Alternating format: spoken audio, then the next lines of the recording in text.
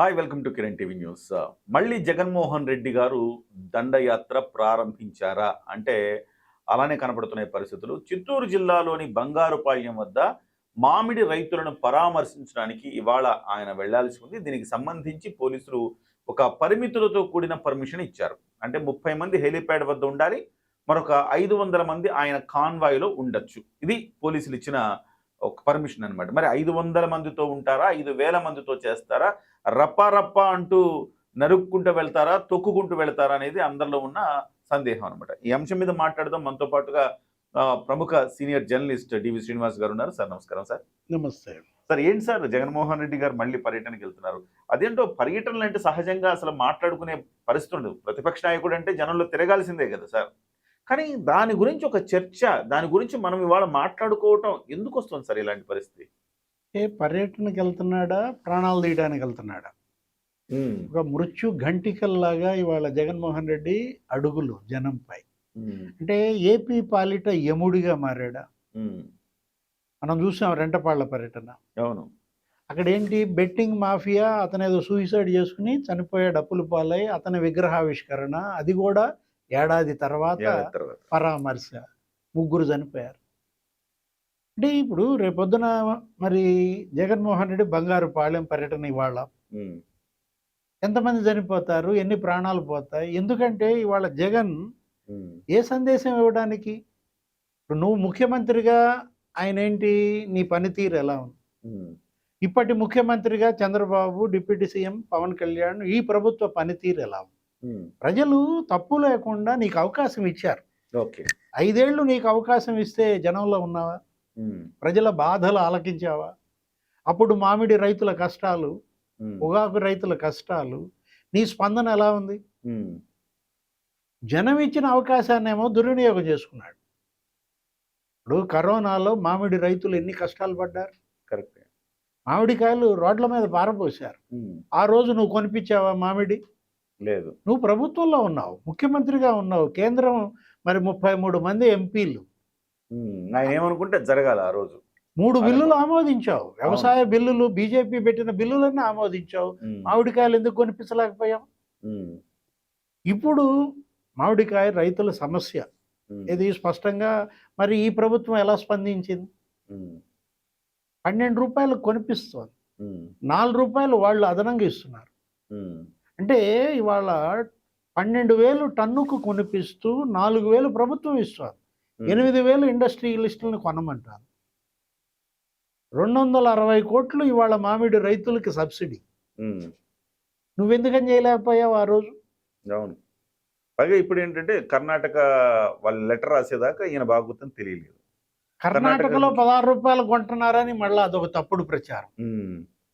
16,000కి కర్ణాటకలో 16,000 కొంటున్నారని తప్పుడు ప్రచారం చేస్తారు. ఇప్పుడు కర్ణాటక వాళ్ళు ఇక్కడికి వచ్చి ఎందుకు అమ్ముకుంటారు? అంతేగా. అక్కడ రేట్ ఉంటే వాళ్ళ 16,000 అక్కడ అమ్ముకోకుండా ఇక్కడ 12,000కి వచ్చి అమ్ముకుంటారా? తమిళనాడు రైతులు, కర్ణాటక రైతులు ఆంధ్రప్రదేశ్లోకి వచ్చి అమ్ముతుంటే వీళ్ళు రావద్దు, మా వాళ్ళకి కొనాలని వీళ్ళు ఆపుతున్న పరిస్థితి. అవును. అంటే జగన్మోహన్ రెడ్డి ముఖ్యమంత్రిగా ఎలా పనిచేశాడు, ప్రజలకు ఏమన్నా పలకరించాడా? అప్పుడు లేని పరామర్శలు ఇప్పుడేంటి? అంటే ప్రతిపక్షంలో ఉంటేనే పరామర్శలా? అంతేగా. ఇదే 5 ఏళ్ళు తాడేపల్లి ప్యాలెస్ లోనే ఉన్నాడు, బయటకు వస్తేనేమో పరదాలు కట్టుకొని వస్తాడు. అసలు ఒక 20 కిలోమీటర్ల దూరానికి కూడా హెలికాప్టర్ వాడాడు. ధరల స్థిరీకరణ నిధి 3,000 కోట్లతో పెడతానన్నావు, 30 కోట్లతో పెట్టావా? అసలు ఎంతమంది రైతులు ఆ రోజు ఇబ్బందులు పడ్డారు. విపత్తుల సహాయ నిధి 4,000 కోట్లతో పెడతానన్నాడు, 40 కోట్లతో పెట్టావా? అరే విపత్తులు వస్తే లండన్ వెళ్ళిపోయాడు. అవును. ఆ రోజు మొత్తం ఏది, గోదావరి పొంగింది, లేకపోతే కృష్ణా పొంగింది, అటు లంక గ్రామాలు నీట మునిగితే చంద్రబాబు, పవన్ కళ్యాణ్ వాళ్ళు తిరిగారు. నువ్వు తిరిగావా? అంటే అధికారం ఉంటే కళ్ళు నెత్తికెక్కుతాయా, అధికారం పోతేనే కళ్ళు కిందకి దిగుతాయా? సో ఇప్పుడు సార్ ఇక్కడ రాష్ట్ర ప్రజల్లో కూడా ఒక క్లారిటీ వచ్చినట్టుగా అనిపిస్తుంది. ఎందుకంటే ప్రపంచంలోనే మన భారతదేశంలో చూస్తే, భారతదేశంలోని అన్ని రాష్ట్రాలను చూస్తే ద బెస్ట్ అడ్మినిస్ట్రేటర్గా ఇవాళ కాదు, దశాబ్దాలుగా చంద్రబాబు నాయుడు గారికి పేరు. ఆయన అధికారంలో ఉంటే ఎట్లా అడ్మినిస్ట్రేషన్ ఉంటుంది, ఎట్లా డెవలప్మెంట్ ఉంటుందో ఆయన చేసి చూపిస్తారు. జగన్మోహన్ రెడ్డి గారు అధికారంలోకి వస్తేనేమో అసలుకి బయటికే రాడు, వరదాలు అనుకుంటాడు. అలాంటి జగన్మోహన్ రెడ్డి అధికారం లేకపోతే ప్రజల్లో ఉంటాడు. ఇది ప్రజల్లోనే ఆయన ఉండాలి అంటే ఆయన అధికారం లేకుండా ఉండాలేమో అనిపిస్తుంది. మరి ఒకటి ప్రతిపక్షంగా అయినా నీ పనితీరు ప్రజల మెప్పు పొందేలా ఉందా? అవును. అసెంబ్లీకి ఎందుకు వెళ్ళావు? ఉమ్. రోడ్ల మీద ఎందుకు తిరుగుతానంటావు? ఇదేదో షెడ్యూల్ పెట్టుకున్నాడు. ఆ, 5 రోజులు అక్కడ, 2 రోజులు ఇక్కడ, ఇక్కడ నెలకు ఒక పరామర్శ, ఒక శవయాత్ర, ఒక యుద్ధం. అంటే ఇలాగా పార్టీ నిలబెట్టుకునేది? సార్ ఒకటి సార్, ప్రతిపక్ష నాయకుడు ఒకవేళ ఏదైనా పర్యటనకి వెళ్తుంటే సహజంగా ఇట్లాంటి ఆంక్షలు ఉంటాయా సార్? 500 మంది రావాలి, 30 మంది రావాలి, ఇట్లాంటి ఆంక్షలు ఉంటాయి, ఉండవు కదా సహజంగా అయితే? అంటే ఇదేంటి, ఎన్నికలు ఏమైనా ఉన్నాయా? ఉమ్. సమీప భవిష్యత్తులో ఎన్నికలు వస్తున్నాయంటే నువ్వు బల ప్రదర్శన చేస్తున్నావు. నువ్వు 10,000 మందితో సిద్ధం సభలు మనం చూసాం. ఉమ్. అప్పుడు ఆయన సిద్ధం సభలని ఒక్కొక్క సభకు 100 కోట్లు ఖర్చు పెట్టాడు, 150 కోట్లు ఖర్చు పెట్టాడు. అది మద్యం డబ్బు అంట, అది వేరే విషయం. ఏది మొన్న బయట పెట్టాడు చెవిరెడ్డి భాస్కర్ రెడ్డి, ఆ ఓట్లు కొన్నది మద్యం డబ్బే, సిద్ధం సభల డబ్బు మద్యం డబ్బే అన్నారు. అంటే అప్పుడు 3,000 బస్సులు, 4,000 బస్సులు. అప్పుడు జన సమీకరణ చేసామంటే ఎలక్షన్. ఇప్పుడు ఎందుకు ఈ సమీకరణ అంటారా సార్? సహజంగా మాకు వచ్చేస్తున్నారు జగన్మోహన్ రెడ్డి గారిని చూడడానికి, తండోపతండాలకు వస్తున్నారు. నిన్న కూడా వాళ్ళు చెప్పుకోవడం, పులివెందుల్లో ఆయన కార్యక్రమానికి వెళ్తే, వాళ్ళ నాన్న వర్ధ జయంతి కార్యక్రమానికి ఆయన చూడటానికి రాజమండ్రి నుంచి, శ్రీకాకుళం నుంచి కూడా వచ్చారు, జగన్మోహన్ రెడ్డిని చూడడానికి వచ్చారు అని చెప్తా ఉన్నారు. అలాంటి ప్రచారం వాళ్ళు చేస్తున్నారు. ఇప్పుడు కూడా జగన్మోహన్ రెడ్డి బయటకు వచ్చి ఇంతమంది తండోపతండాలకు వస్తున్నారు ఆయన చూడడానికి అని చెప్తున్నారు. ఎంతవరకు వాస్తవం సార్ ఇది? అంటే వీళ్ళ యొక్క నియోజకవర్గ ఇన్ఛార్జ్ అక్కడ నియోజకవర్గంలో మీటింగ్ పెడతలేదా? ప్రజల్ని ఆ సక్సెస్ చేయండి ఆ టూర్ అని కోరటం లేదా? ఓకే. వాట్సాప్ మెసేజ్లు పంపటం లేదా?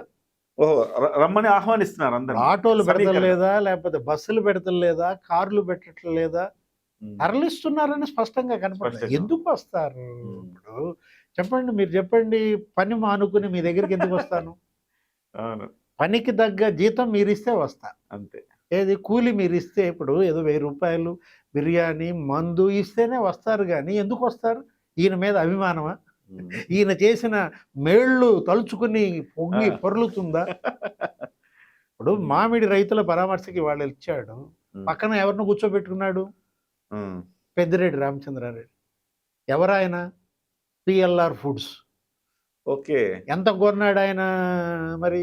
2 రూపాయలకా, 3 రూపాయలకా?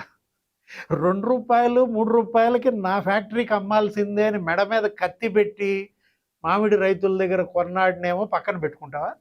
ఓకే. పక్కన ఉన్న ప్రకాష్ రెడ్డి ఎవరు? ఎడం పక్క సిజిఆర్ ఫుడ్స్. వాడెంత కొన్నాడు? 2 రూపాయలు 3 రూపాయలకి కొనిపిస్తున్న ఈ సిండికేట్ని పక్కన పెట్టుకుని ఇతను రైతుల్ని పరామర్శించడం అంటే అసలు ఇది సీజన్ ఉందా? అయిపోయింది. మోసమే కదా సార్ అది. ఇప్పుడు నువ్వు నిజంగా మామిడి రైతుల గురించి నువ్వు వెళ్ళాలనుకుంటే ఏ సీజన్లో వెళ్ళాలి, ఏ మంత్ వెళ్ళాలి? పంట అయిపోయినాక పరామర్శ ఏంటి? పంట రైతు పైగా ఎవరైతే దోపిడీకి పాల్పడుతున్నారో వాళ్ళని లెఫ్ట్ రైట్ పెట్టుకున్నాడు. అంటే ఏంటి? సిండికేట్ బాగా మిమ్మల్ని గుడ్డు కొట్టారు అని పరామర్శించడానికి వెళ్తున్నారు. వాళ్ళ సిండికేటే గుడ్డు కొట్టారు. నిజంగా చిత్తశుద్ధి ఉంటే పెద్దిరెడ్డికి నువ్వు చెప్పాలి. ఓకే. ఏమని? పార్టీ ఇస్తుంది నీకు సబ్సిడీ, నువ్వు రైతులను కొను. అప్పుడు అద్భుతమైన పేరు వస్తుంది కదా సార్. ఆ సిజిఆర్ ఫుడ్స్ లేకపోతే ఆ పిఎల్ఆర్ మీద కూడా ఒత్తిడి పెట్టచ్చు కదా. మా వాళ్ళు ఇంత గిట్టుబాటు ధర వచ్చేలా కొనమని చెప్పాను నేను, ఏదైనా ఉంటే పార్టీ చేస్తుందని చెప్పి ఉండుంటాయి. నిజంగా మీరు అన్నట్టుగా ఇతరుల మీద కూడా ఒత్తిడి వస్తుంది కదా ఆటోమేటిక్గా. అంటే ఫీల్డ్ విజిట్కి మనం వ్యతిరేకం కాదు. నాయకుడిగా, రాజకీయ పార్టీగా నువ్వు క్షేత్ర పర్యటనలు చేయాలి, ప్రజల సమస్యలు తెలుసుకోవాలి. ఎప్పుడు ఆ తెలుసుకున్న సమస్యల్ని నువ్వు అసెంబ్లీలో మాట్లాడితే వెళ్తావా అసెంబ్లీకి? వెళ్ళడు. ఇదెక్కడి గోల, ఇదెక్కడి పార్టీ? ఇప్పుడు నువ్వు వెళ్ళి మామిడి రైతులకు నువ్వు జరిగిన అన్యాయం మీద నిలది చంద్రబాబుని అసెంబ్లీలో. నువ్వెందుకు? పులివెందుల ప్రజలు నిన్నెందుకు గెలిపించారు? నిలదీస్తావని కదా. నిలదీయాల్సిన చోట నిలదీయడు, రోడ్డు మీద మాట్లాడతా అంటాడు, రోడ్డు మీద మీటింగ్ పెడతా అంటాడు. పరామర్శకి మనం ఎవరైనా చనిపోయారు అనుకోండి, పరామర్శకి ఎంతమందితో వెళ్తాం? ఇప్పుడు సిపిఐ నారాయణ ఒక మాట అన్నాడు, వాడు జగన్మోహన్ రెడ్డి ఏంటంటే చావుకి పెళ్ళికి ఒకటే మంత్రం అన్నాడు. చావుకి పెళ్ళికి జగన్ ఒకటే మంత్రం అంట. అంటే జోకర్గా మారావు. ఇవాళ ఏ రాజకీయ పార్టీల మధ్య నువ్వు నవ్వుల పాలవుతున్నావే. జూలైలో మామిడి రైతుల పరామర్శ ఏంటండి? ఇప్పుడు మామిడి దిగుబడి ఎప్పుడు వచ్చుద్ది? పొగాకు రైతుల పరామర్శ అన్నాడు. ఆ బ్లాక్ బెర్రీ అదేంటి, పొగాకు రైతులు చాలా సఫర్ అవుతున్నారు అని వెళ్ళావు. వెళ్తే అక్కడ వాళ్ళు ఒక జీవో చూపించారు రైతుల్ని. 6,000 కొనమని జీవో నువ్వే ఇచ్చావు. పొగాకు 6,000 కొనమని జీవో ఇచ్చిన నువ్వు పొగాకు రైతులపై మాట్లాడతావా? 12,000కి కొనిపించిన మరి కూటమి ప్రభుత్వం మాట్లాడాలా? 260 కోట్లంట ఒక్క పొగాకు రైతులకి ప్రభుత్వం ఈ 2-3 నెలల్లో చేసిన సహాయం 260 కోట్లు. దేశంలో ఏ రాష్ట్ర ప్రభుత్వము అంత పెట్టి పొగాకు కొనలా. ఇప్పుడు మామిడి రైతులకి మళ్ళా 250 కోట్లు. అచ్చెన్నాయుడు వెళ్ళాడు ఢిల్లీ. వెళ్ళి కనీసం సగమన్నా మీరు భరించండి, 16 రూపాయలకు కొనండి అని ఆయన ఇవాళ కేంద్రం మాట్లాడుతున్నాడు. అదేమంటే జగన్ ఏమంటాడు? నేను వచ్చాను కాబట్టి అచ్చెన్నాయుడు ఢిల్లీ వెళ్ళాడు అంటాడు. నేను వచ్చాను కాబట్టి మామిడి కొనిపించాడు, నేను వచ్చాను కాబట్టి పొగాకు కొనిపించాడు అంటాడు. ఇది ఎలాగో జరుగుతుంది అనుకుంటే ముందుగా ఒక రోజు ముందు వెళ్ళిపోయి ఇది నా వల్లే జరిగిందని చెప్పుకునే ఒక ప్రయత్నం అది. అంటే జగన్ కోడి కుయ్యకపోతే చంద్రబాబుకి తెల్లారదా? ఈ కోడేంటి, కుయ్యడం ఏంటి? పోనీ కూసేది పొద్దున్నే కూసుద్దా? మిట్ట మధ్యాహ్నం కూసే కోడిని ఇప్పుడే చూస్తున్నాం. ఒక టైం లేదు, ఒక పాడు లేదు, అకేషన్ లేదు, ఒక సమయం లేదు, సందర్భం లేదు. ఒకవైపేమో అసెంబ్లీలో నీ యొక్క పాత్ర ఏంటి?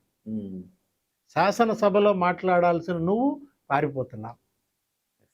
రోడ్ల మీద నువ్వు ఇవాళ టెర్రర్ సృష్టిస్తున్నావు. రెంటపాళ్ళ 3 చచ్చిపోయారు. అవును. ఆ 3 ప్రాణాలు ఎవరు తీసుకొచ్చిస్తారండి? నీ కారు టైర్ల కింద పడి చనిపోయాడు సింగయ్య.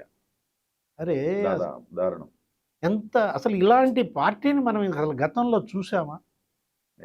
కోర్టు వదిలేసి నువ్వు ఎక్కడ రోడ్ల మీద ఆడేది? నీకు పలానా క్రికెట్ గ్రౌండ్, పలానా పిచ్చి, నీకు మంచి ప్యాడ్లు కట్టుకో, బ్యాట్ తీసుకో, ఇల్లు అక్కడ ఆడాలి. అబ్బే నేను అదేం లేదు, నేను స్టంపులు బాతుకొని రోడ్డు మీదే ఆడతా. ఏమి ఆటగాడండి, మామూలు ఆటగాడు. ఇంతగా నవ్వుల పాలైనటువంటి పార్టీని కానీ నాయకుడిని కానీ చూసామా? దురదృష్టం. అంత మెచ్యూరిటీ రాలేదేమో అనిపిస్తుంది. అంతేనా సార్? మెచ్యూరిటీ కాదు, అతను ఏంటంటే అదొక పంతం. ఏది, నేను చేసిందే చట్టం, నేను చెప్పిందే న్యాయం. ఇతనికి ఒక రాజ్యాంగం, ఇతనికి ఒక ప్రత్యేక కోర్టు, ఇతనికి ఒక జేపీసీ ఏదో అంటారు, ఏది జగన్ పీనల్ కోడ్ అయిపోయింది. అదే అసలు ఊరంతా ఒక దారి అయితే ఉలిపి కట్టిదో దారి. Anyway sir, thank you sir. ఈ పర్యటన అంటే మనం జన సంక్షేమాన్ని దృష్టిలో పెట్టుకొని ఈ పర్యటన సాఫీగా సాగాలని, ఎవరికి ఎలాంటి ప్రమాదం జరగకూడదని, ఎవరి ప్రాణాలకి హాని జరగకూడదని మనం కోరుకుందాం సార్. Thank you sir. నమస్తే.